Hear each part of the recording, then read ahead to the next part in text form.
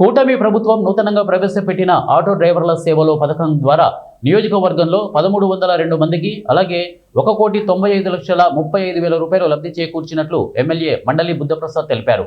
శనివారం అవనిగడ్డలో ఆటో డ్రైవర్ల సేవలో పథకం ప్రారంభం సందర్భంగా ఎమ్మెల్యే బుద్ధప్రసాద్ కాకి చొక్కా ధరించి ఆటో ర్యాలీలో పాల్గొన్నారు. సభలో ఎమ్మెల్యే బుద్ధప్రసాద్ మాట్లాడుతూ కూటమి ప్రభుత్వం ఎన్నికల హామీల అమలులో మహిళలకు ఉచిత బస్సు ప్రయాణం అమలు చేస్తున్న నేపథ్యంలో ఆటో డ్రైవర్లకు మేలు చేసేందుకు ప్రతి ఏటా 15,000 అందిస్తున్నట్లు తెలిపారు.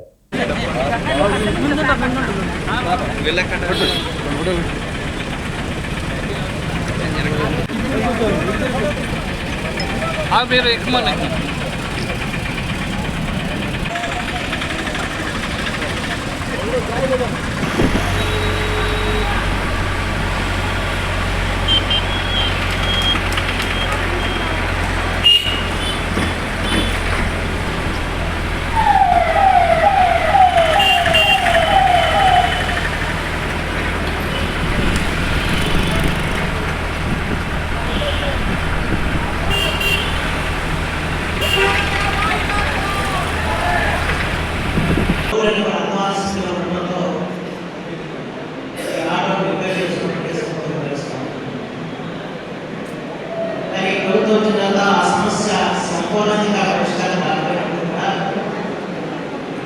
ఆర్టీ రోడ్ని నూతన పూర్తిగా మార్చేది. అలాగే కొన్ని పంచాయతీలకు కూడా శాంక్షన్ తీసుకొచ్చి వాళ్ళకు వేయించింది.